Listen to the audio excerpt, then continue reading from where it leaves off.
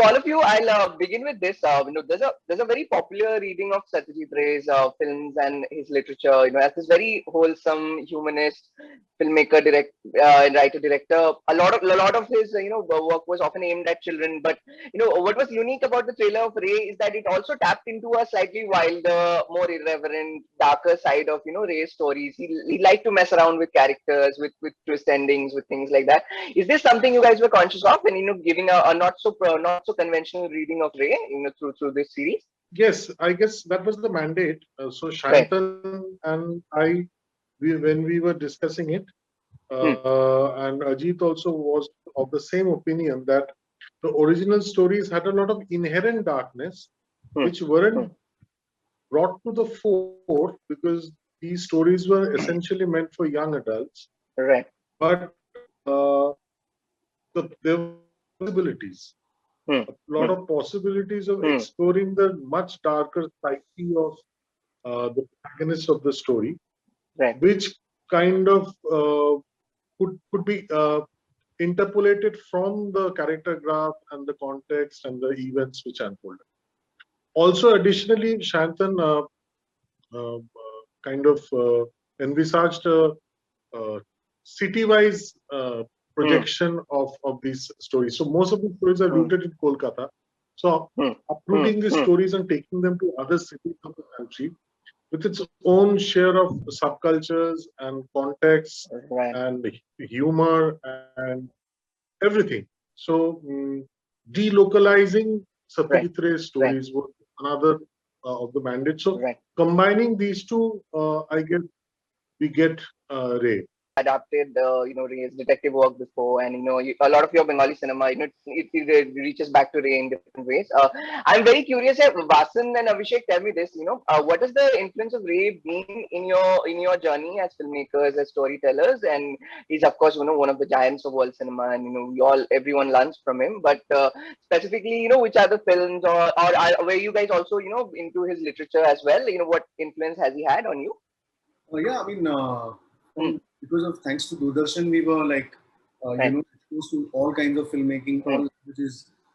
So it wasn't the popular things that would play, but it Hmm. was essential, which was curated by, I think, good minds back then. Right. Who thought that the whole of India should be exposed, and which is why even we had the opportunity to see Ray at a very early age, Hmm. you know, Hmm. and that didn't necessarily fall in because happened because my father was interested or my mother was interested, Hmm. but or the family, but because it was shown and available.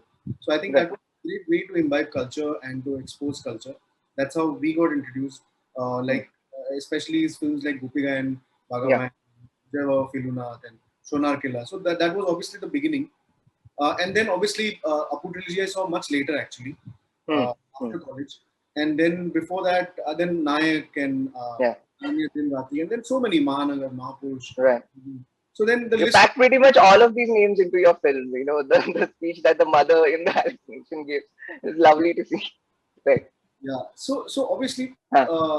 a lot of these films and also the Hmm. filmmakers loved also have Yeah. used so much of Ray, like from Scorsese to Wes Right. Anderson to even Maniratnam. Yes. So so it is inescapable in that sense. Right. Yeah. Right. Abhishek, for you? Yeah, I mean, I agree with Basan, in the Hmm. sense that Hmm. as an Indian filmmaker, all Indian filmmakers, I think, owe a huge debt that cannot Hmm. be paid, Right. to Ray. I think he more than anything, anybody else represents Indian cinema. So whether or not you've seen him as a filmmaker, you have unconsciously must have imbibed some of his style or aesthetics because Right. he has given so Right. much to filmmakers, Right. who were a few generations before us. So I wouldn't say I grew up on a staple diet of Hindi Hmm. commercial cinema, mainstream Hmm. cinema when I was growing up. But I did manage to see Gopi Gayan when I was a child, and then saw his films much later when I was in college, and some of them Right. even after that. Right. And yeah, I mean, it's an as an Indian filmmaker, it's an ideal for me. I doubt I'll be Yeah. able to reach that level, but I can always strive to be more like him and become Right. somebody in the process. And also I read his short stories, in my early 20s, and it was very shocking to me because by that time I had I had watched quite a few of his films, and I found these short stories quite different in style, and the kind of stories they were, but they were fascinating. I mean, they were fascinating. So it's also it's not just that he inspires you as a filmmaker, but he also inspires you with the variety of talents that he has, and so yeah, he's always going to be our personal master. Shantan and Ajit, weighing on this, recently we celebrated the Ray centenary, and I was going through his filmography, and I realized the OG Netflix anthology, he had done with Teen Konna and stuff like that. He was thinking of anthologies way back then. Today it is such a popular way to bring storytellers, filmmakers together to create an IP around one idea, and yet leave so much room for experimentation. What was this journey of this highly stylized contemporary, take on Ray, and how did you guys get about putting it together? So, actually, it started. I must be the only one here who's the least influenced by Ray. So, look at me as a common audience. I had not seen any of Ray's films, and the journey for us started when in Tipping Point, which is the where we produced the series, we were looking for new and interesting material. Strong writing material which will inspire. We were also making a lot of short films at that time. And somehow there was this whole sense of hunting for stuff which, let's say, we were not doing in the film side, in the studios business. Right. And that's around the time when actually most of these ideas that you saw as series on Netflix, which are Jamtara, Taj Mahal, or She, we were all conceiving this. And at that time, I remember Shantan walked up and he said that, why not look at Satyajit Ray's stories? And he narrated a story to me, and I happened to be visiting actually my daughter's school library, and that's where I chanced upon the book, which had a collection of his short stories, and I had a very similar reaction to what Abhishek said. I went in saying, okay, Satyajit Ray, and a typical outsider reaction, non-bong, non-literary sort of person, is that, oh God, this is going to be some heavy stuff, Tagore, Ray and all of that. That's a very, that's how, sort of literally dumb view of looking at Ray, I guess. And that's how I went in. And the stories were, they look like as if they've been written now. And what struck me is that they started off in a very accessible world, almost Woodhouseian characters, and then something very, very striking happened in them. And this seemed to be a pattern in these stories. And it was just fascinating. And then I said, this looks really good. And what else can we do? And I think by that time, Shantan had also looked at a few other stories. And then we started getting into these conversations. What can we do? And then the idea developed of really, can we take each story, contemporize it, attach a contemporary director, a storyteller to the story, and take it to a city. So I think, as Srijit alluded, initially we had some 12 cities with 12 stories, kind of a grandiloquent idea with this. And then the producer in me said that we are going to die if we do this, because it's just going to blow the budget up. And plus, it's a little hard for, let's say, a general audience to suddenly know what to expect, to say that I'm going to do race stories. And that was one of the concerns we had, that it shouldn't be looked at as something which is very niche and so on and so forth. But as we developed the material, we actually became more and more assured that even if you're just coming in as a lay viewer, simply the power of the story and the material itself will actually captivate you. And it will become a very interesting contemporary story, And that's how we then went about the whole journey, which actually started in 2017. That's when it actually started, a really long back. And Shantan has had a very, very determined journey of really putting together such a talented bunch of directors. And that's how, we sort of, so it was very organic. The idea wasn't to do an anthology the way you asked. It was actually the other way, that what exciting stories we can tell. Hey, race stories are so exciting. Okay, how do you tell them? Of course, anthology. And then, it developed from there. So yeah, that's been the sort of journey. Shantan, that you'll concur with all of that? Anything like that? Yeah, absolutely. I think what happens is, as a kid, when you get your hands on the Ray stories to read, you are also shifting to adolescence, and I think these are the books which are young adults. So for the first time, you get those sense of darkness, those looming darkness, which you want to right. So they become part of this guilty pleasure almost. So you're reading Tintin and you are also reading this, and I think that's where you start. So for me, basically these are some of the stories which I have read, and I always thought I would love to see them happening on screen. And I think all of these other people here just came together and created it, and now I have a show for myself to watch on Netflix. Right. So that's how I see it. Yeah. Right. Srijit, tell me this: how did you come to direct too? Was it just did you just get greedy and want to make more? How did this happen? That question you should direct to us. Yes, I think Shantan and Ajit would be in a better position to answer that. No. So look, this again, I said, what excites me about this whole thing is been actually a very organic process of each story virtually finding its own mate as the storyteller. So once we had zeroed down on what stories we want to tell, and we had done the writing bit with Nirain and Siraj as well, we started having the conversation as to who. Now, Srijit, of course, originally featured because he was the first one with whom we had discussed the whole idea. So, in fact, honestly, at some point, we were entertaining the idea of Srijit directing all of them, but then we thought that if we actually have different sort of gaze at each story, different interpretations, different sort of, directorial viewpoint on each, we might get something very different. And it also then sort of fitted the anthology format, and that's when I think this journey started of let's see which story attracts whom. So in certain cases, we found a match that we thought would be the right match. And in certain cases, for example, Abhishek's case, we never thought he will actually latch on to this story. So he picked a story that we had not intended, and we said, this is something which is counterintuitive, but if he's so excited, let him run with that. And there were many other storytellers also that we sort of directors we talked to. So this is how it kind of came about. I think is the best way to put it.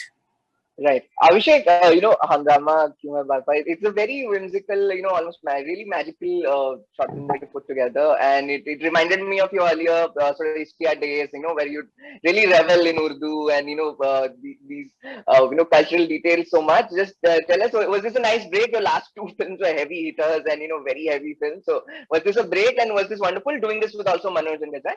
Yeah, it was absolutely a fabulous experience. You're absolutely right. My last two films were very heavy.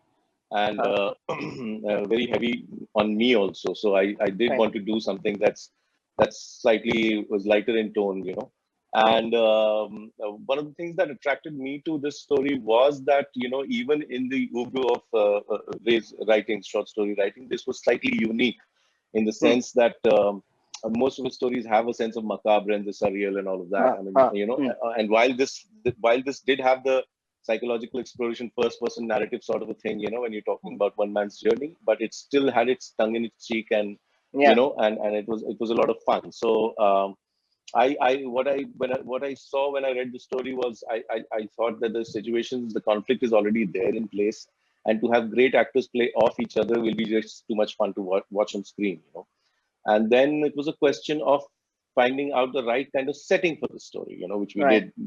Nirain and I discussed, and we found the right kind of setting because we were making it in Hindi. And once we got that, we just flew with it. I mean, it just flowed very, very quickly and naturally, And I mean, this is, of course, I've worked with Manoj before, but this was the first time I worked with Gajraj. And they go back a long way. They've known each other since their college days, So there was a great amount of comfort on set, despite the the COVID protocols and all of that. It was a lot of fun on set, and very chilled out atmosphere. These guys really knew each other very well, and they just played off each other. So it was. I mean, it made my life a bit because of Nirain, because of Manoj, Gajraj. My life was very easy. Right. Vasan, tell me this. You've crafted this very unique style where it's it's such a, it's such a cinema world that you make. There's a lot of influence, from different genres that you put together. You can actually watch your short film, and just count the Ray references and so much, and yet it's so uniquely you. Your use of color, just how you design your frames and your quirks and so much. You can always tell it's a Vasan Bala film, and at the same time enjoy yourself as someone who's just looking at a postmodern work of. How do you blend? How do you do this? Maintain such a unique individuality, and yet let your influences just show like that. So I think first when Santhan came up with the options that I had, obviously come from Spotlight. Then with Naren on board, we could really reimagine what the journey could be today. Because in those days, the problem of a star was always the problem of a fading star, right? The problems of middle-aged guy going through stuff. But I think today the problems can hit you as early as your late 20s. The moment Lamborghini, I think it's time to get out of burnout. So I think more than fading out, I think burning out was something that we thought could be an issue out here. So which is why the star became younger, and also the place also in a way the story also is about the frugality of, in the sense, art and artists and how seriously we take ourselves. There are certain actors who probably know what they're doing, certain actors who have just stumbled upon it, and certain actors who think they know, and they're all grappling for their own processes, and which is where we have Harsh as the artist, we have Anuya, who's his girlfriend, who's also a very dramatic kind of an artist who's there for the business, and then you have DB, who's also so all these kind of fuse from the foundation we already had in the story, and then we just went wild. Like the thing with Santhan and Ajit was that obviously there is a lot of reverence, and as Abhishek also said, we owe it to him, Ray. But ultimately, if you're making a film, you have to own it, and I think that is what even Ray would want it. Right? Even if he hated it, he would have been like, this has to be yours. Right. So I think which is what we also did, and I think some wonderful technicians came together, from writing by Naren, Ishit, who did the cinematography, Dara, who did the production design, Abhilasha, the costume, Prerna Sehgal, who edited it, Rahul, who gave the music. So like all amazing people came together during COVID times, and we all somehow managed. And I'm so glad it happened this way. Right. Okay. Building on an idea that Vasan just mentioned, I want to ask all the three filmmakers. The Japanese director, Shion Sono, he, in an interview famously said that he admires Ozu, and he admires those 40s, 50s style black and white Japanese family dramas. But in order to evolve and move forward, sometimes you have to just hate that stuff also, and to really disown and to really emerge as a new aesthetic. In Indian culture, do you sometimes feel that when you have greats like Ray, greats like Tagore, this sort of weight that they have of their influence is sometimes so heavy that a lot of filmmakers are unable to grapple with it, or maybe come up with something extremely fresh or extremely new. And is this something guys consciously think about? Like Vasan mentioned that even if he wanted to make sure that it's something that so much him that even if Ray hated it, he'll at least admire the originality of that effort. I mean, as filmmakers or any artists, and this actually goes out for everybody, we have this illusion of control and originality and all of that, but we are actually just walking on the backs of our people before us. I mean, so you might have any kind of an attitude towards them. You might accept it wholeheartedly, you might get inspired, even copy them, or you might just reject them or hate them. But you cannot ignore it. I mean, what has happened in the past, and you build on what they have already created. So the foundations that they have created, you build on those. So, I think one has to find his own way. Like this filmmaker says, you've got to reject that style because that style exists. If there were no studio indoor set films, I don't think Truffaut Godard had the opportunity to take the camera outside, So you evolve on something that exists. So regardless of whatever attitude you have, you owe it to what went before. And I think whatever works for you, I think you can have a healthy disrespect for them, or you can embrace them. I think either way it's fine. So it's for you, in Bengali cinema, there is often a huge cultural weight of Ray, right? He's the sort of like really the through line, through a lot of our, Bengali cinema which has evolved. How do you feel about this? That, to be reverential, but also, to reject and to, evolve an aesthetic? See, on a generic note, I started off with Autograph, which is a kind of a tribute to a film within a film tribute. So I started off grappling with the holy cow syndrome pretty early on in my career. So that doesn't really bother me or intimidate me, though it should, because I stay in Bengal and Bengalis are quite militant and aggressive about anything remotely concerned with Tagore and Ray. Right. But I guess that's the risk a filmmaker has to take, because if this is the mandate that we have, then that is the mandate that we have. I mean, just the series before this I did, Feluda Ferot, was a very loyal textual interpretation of Ray, where I even used lines from his stories. So it was like a delight for the purists, and the purists were actually very happy. Right. They might not be that happy when they see Forget Me Not and Bahrupia, because it will ruffle a few feathers, because you've really taken it to a darker space, and in doing that, we've introduced characters which were not there in the original stories. We've kept the essence of the two stories intact. Obviously, the central plot devices are intact, but we have messed around with the characters. We've introduced women characters. We've been much more graphic in our treatment.